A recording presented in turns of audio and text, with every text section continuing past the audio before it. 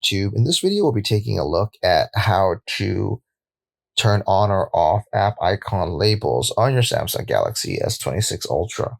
This will work for the S26 Ultra, S26, and the S26 Plus as well. If you like this kind of content or find this kind of content helpful, leave a message down below. Don't forget to subscribe, and thanks for watching. So if you want to turn on or off app icon labels for your S26 device, thankfully, it's pretty easy to do so.